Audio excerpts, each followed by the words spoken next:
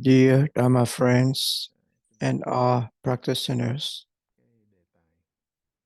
today is a Sunday, the 6th of July 2025.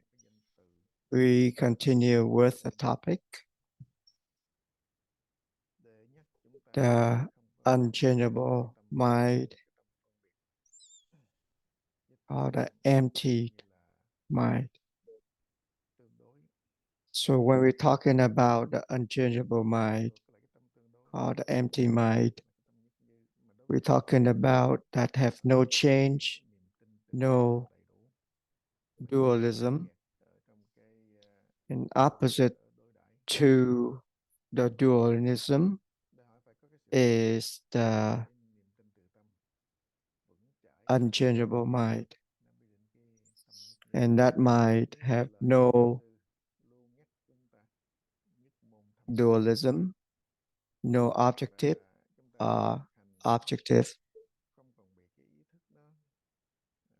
Our patriots remind us to use only one method at a time to practice, and we don't rely on the leading of the elusive thinking, and we don't rely on the assumptive thinking or the conclusive mind. We reach this level of mind because of the proper practice, the proper directions, the proper way of practice. All three generations of the Buddha and the patriots have used these methods to practice. And because of the belief in the Buddha nature, we don't rely on the elusive thinking. We don't put in our intentions. When we put in our intentions, which means we go in on the wrong path, we need to use just one mind and one actions. And based on the practice, we walk toward this unchangeable mind. When we don't rely on the unchangeable mind, we will still have that dualistic aspect of the mind. We still ask for something, we still have something to achieve and something to fear of. When we reach this state of mind and at the ultimate times, we be able to get enlightenment and stay away from all these elusive thinking in the mind and sweep up the circle of birth and death. It's just like the man in Lăng Nghiêm Sutra, Diễn Nhã Đạt Đa, when he looked at his face in the mirror, he saw his face, and when he stopped looking at the mirror, he thought that he losing his head.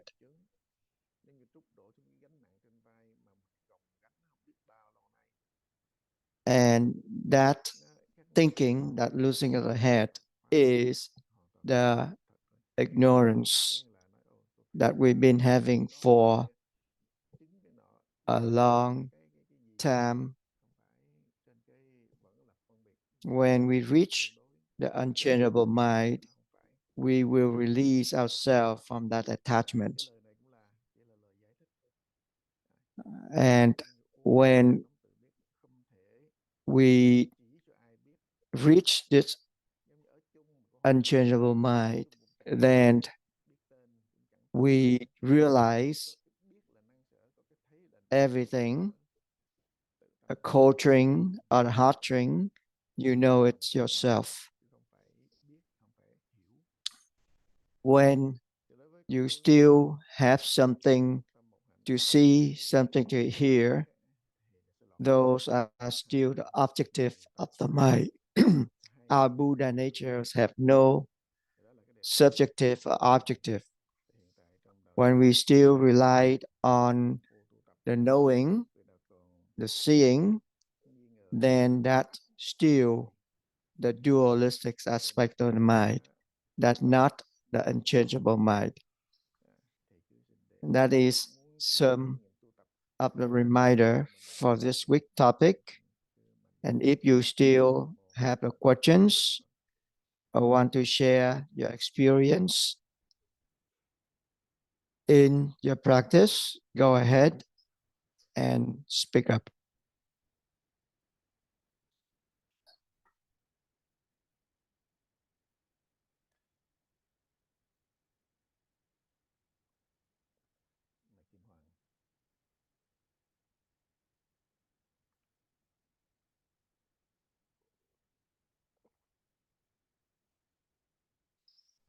Kim Hoan, go ahead.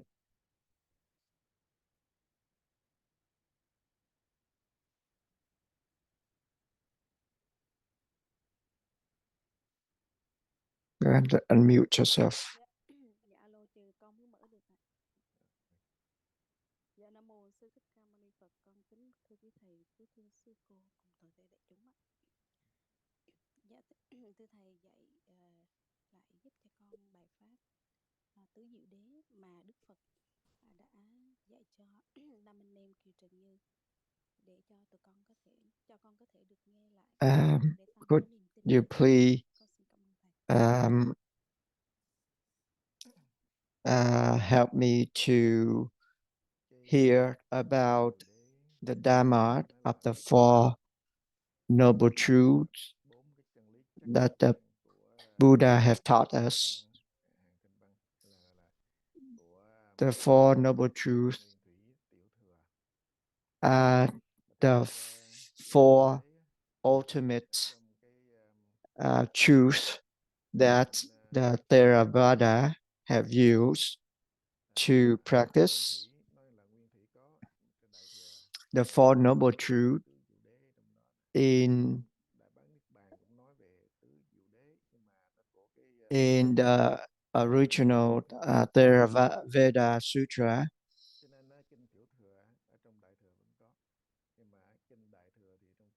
it's very clear. And even in the Mahayana branch, also have talked about the Four Noble Truths. The Fourth Noble Truth is also just a mean from the Buddha to help sentient being step by step to believe in their Buddha nature and believe in the liberations of the Buddha Dharma. So the Four Noble Truths also the way to detach ourselves from all the attachment in this life. When we talk about the suffering,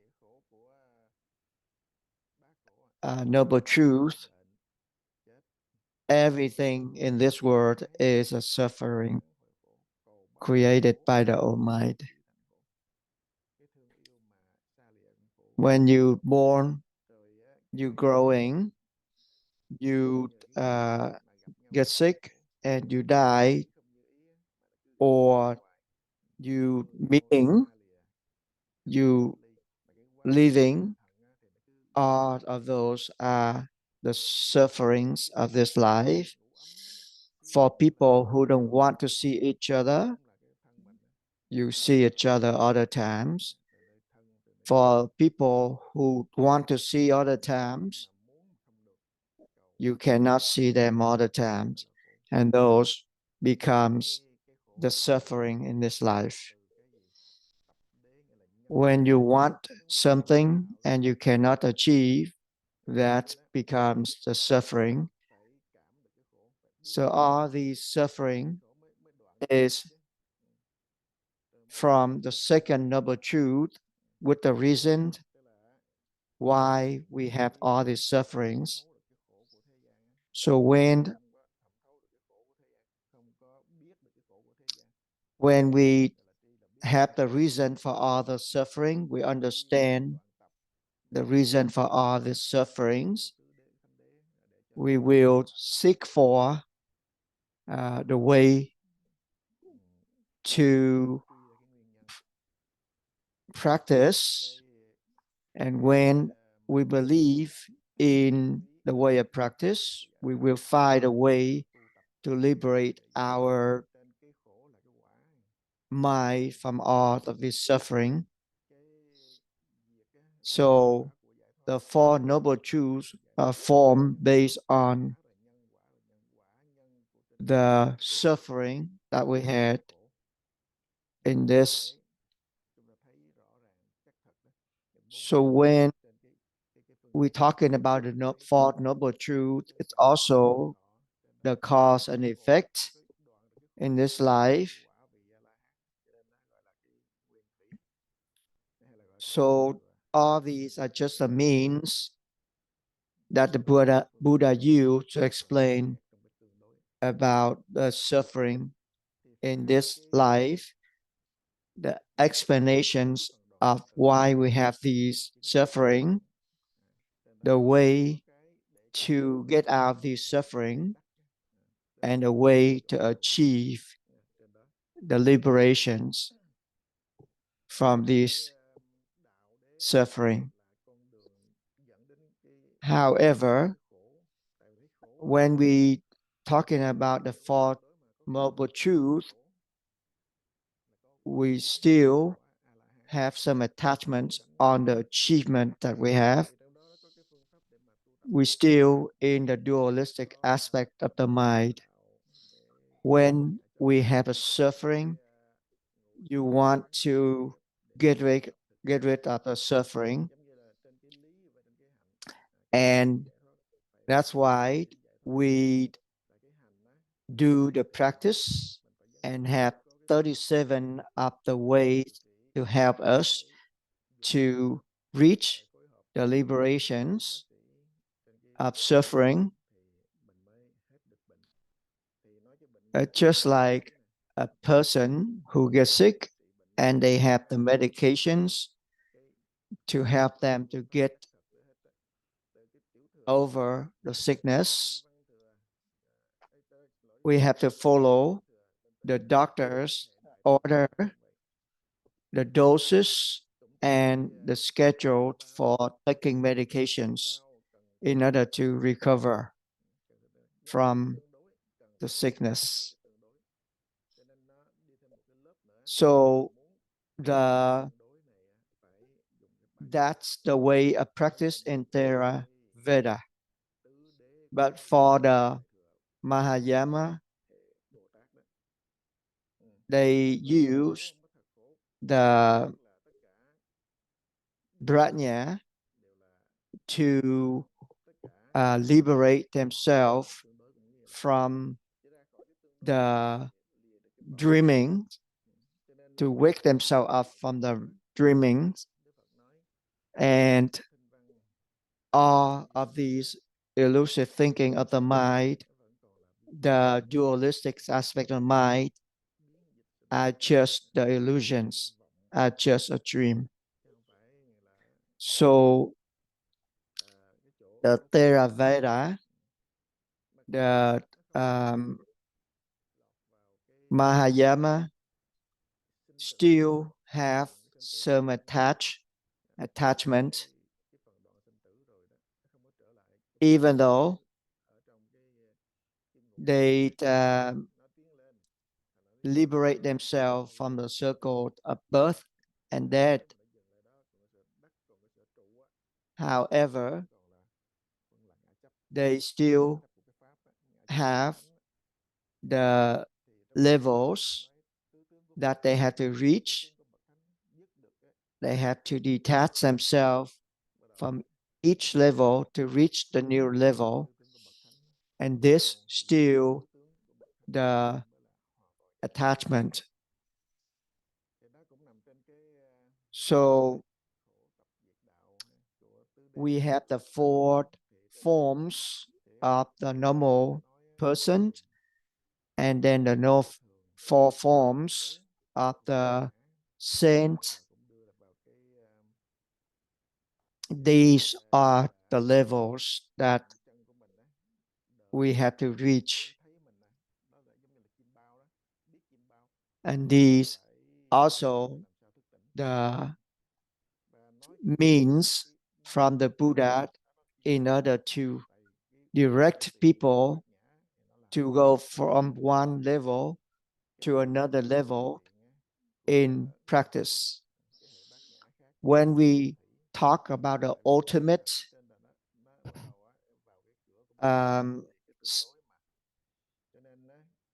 cause of the suffering, that is just the dream in the Mahayana. That's why the means taught by the Buddha in 49 years, the Theravada,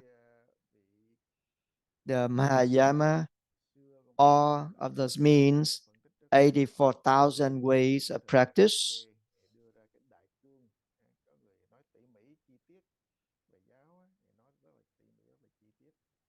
have been explained clearly by our patriots.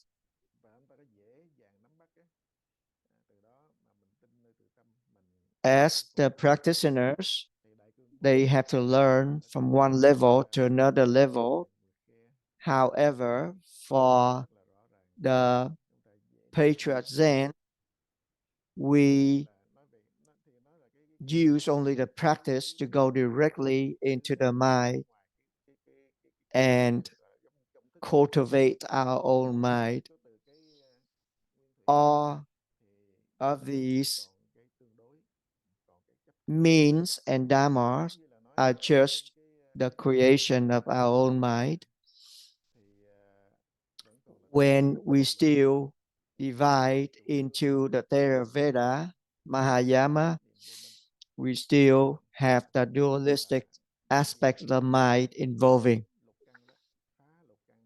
So when we're talking about the Theravada, they still have 6 senses that they want to avoid in order to reach their goal.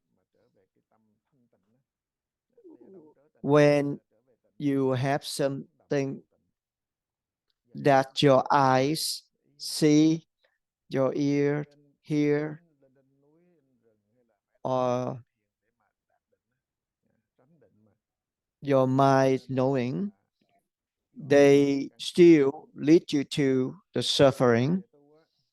So in order to get the stillness or the emptiness of the mind, they try to detach themselves from all these seeing, hearing, feeling, and knowing of the 6 senses. However, for Buddhism, they detach themselves on these 6 senses, and they detach themselves from all of these attachments to the 6 senses. They using the 4 noble truths in order to practice, and the ultimate goal of this practice is the Arahat. When they go up to another level, they will use the one thought of ignorance. They will try to destroy the one thought of ignorance. And they use the mind to strip up the 12 conditions of the mind. And those are just the chains of the ignorance. And they use the contemplations to practice. And the ultimate goal of this is a Bitchi Buddha.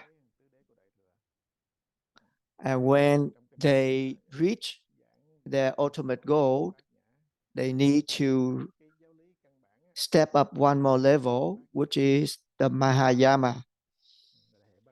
And in the Mahayama, they also talk about the Four Noble Truths. They talk about the 12 conditions of the mind.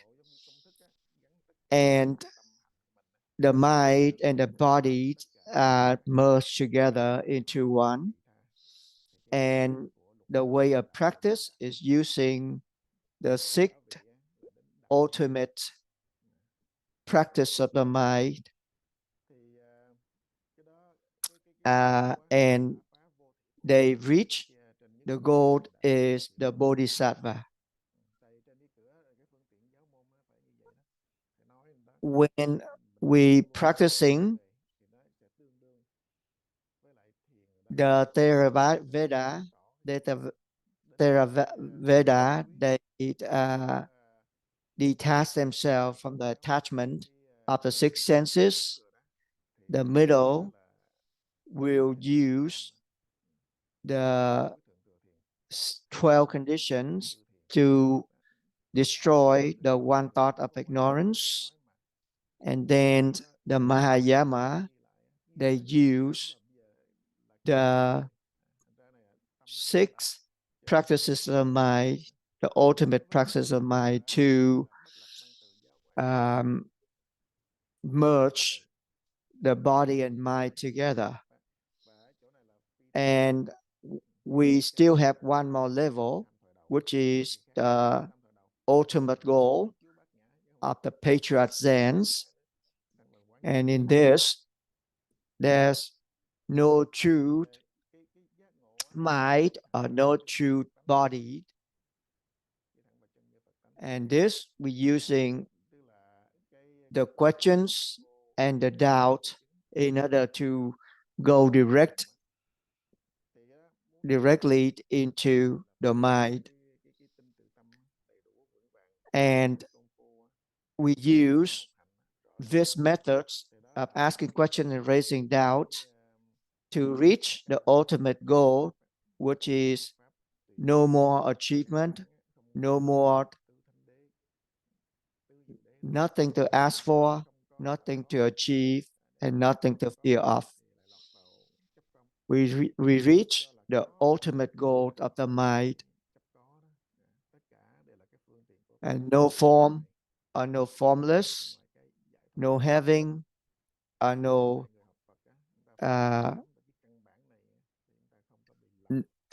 no having. So only when we still have a desire mind, then we need the nirvana. But when we don't have the desire mind, then we don't need the nirvana anymore. So all of these are just the explanations, the words to explain about the way of practice. And when we reach the ultimate mind, we don't attach ourselves to anything that's going on in the mind. For the practitioners, we need to consolidate our belief in a Buddha nature, believe in our right Dharma, and practice. So we don't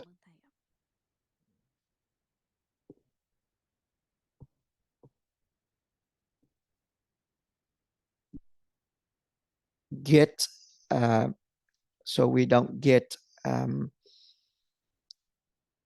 lost in the practice. Is that understandable? Yes. Thank you for your explanation.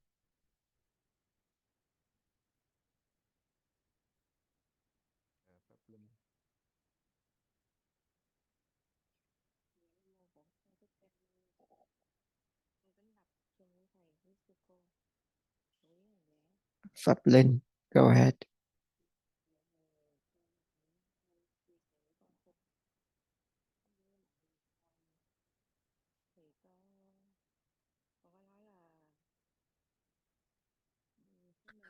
I'd like to share my experience in practice.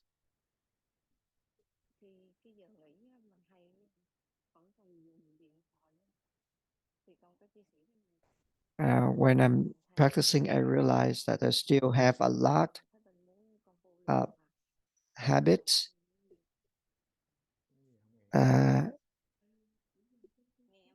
In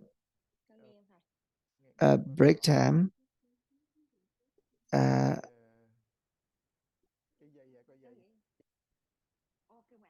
couldn't hear you very well.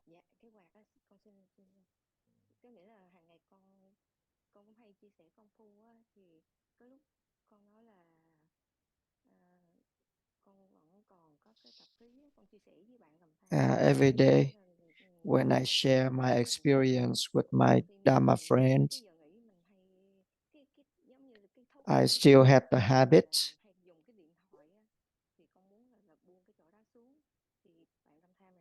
In the break time, it's a habit that I'm using my phone and I want to put that down. So my friends asked me that you want to practice continuously. Is that something that I asked for? In this case, could you give me some words of encouragement? When we practicing, our mind is always created some of the thinking to interfere with our practice.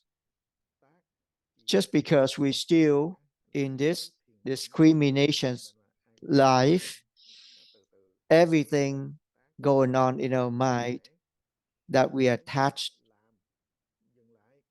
our self into this thought right away.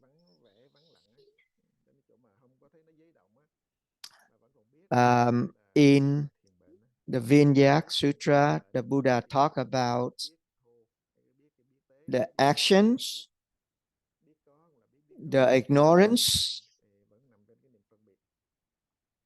the destroyment, or the when you think that you need to actions to have to act in order to stop all the elusive thinking. When you want to stop all of these thinking, when you try to ignore all the thinkings, or when you want to destroy all the thinkings, they are all of the thinking that you have in this mind, and those are the disease that we had.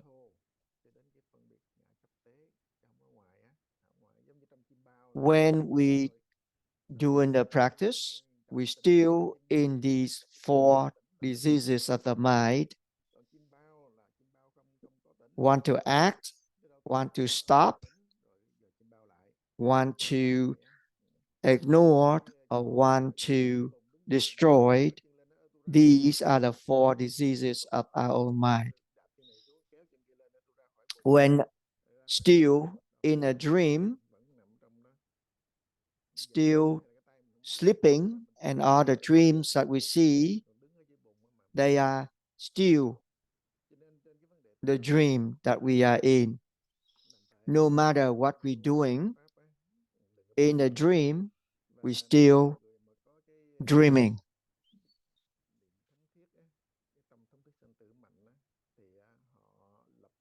Until we wake up from the dream, then all that we realize the dream are not true. So in the practice, when we have different levels of people doing the practice, when we have the ultimate type of people, they just listen to one sentence from the Buddha, they jump out of the influence of the mind already. But we are not that ultimate type of people.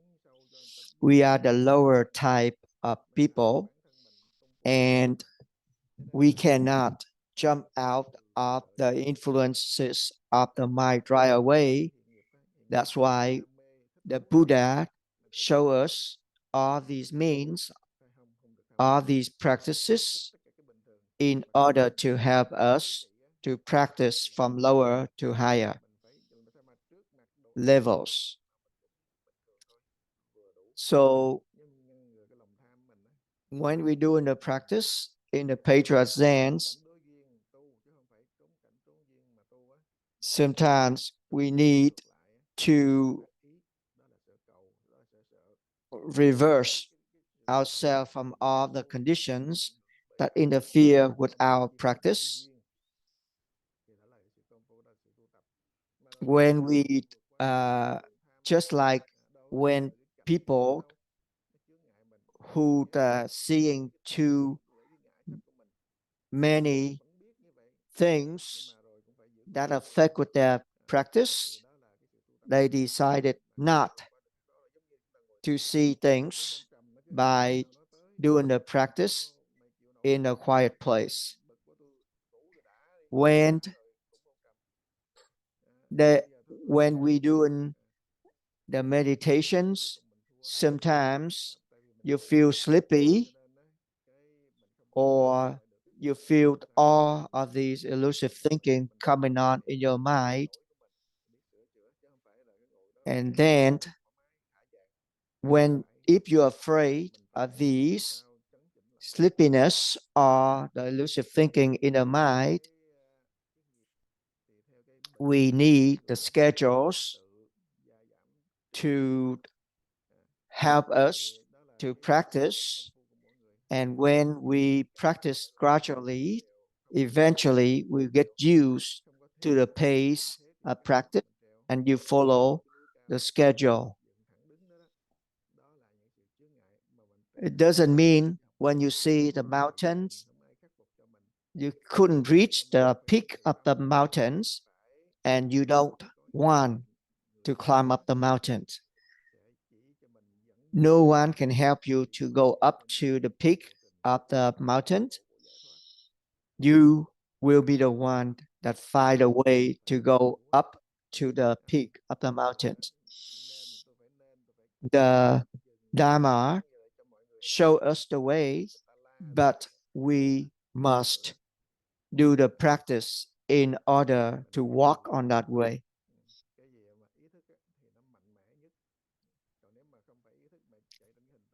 Of course, on the way up to the peak of the mountain, you will see a lot of challenges. You have to find a way to overcome those challenges. That's why we have these masters or Dharma friends to help us to go on the right path.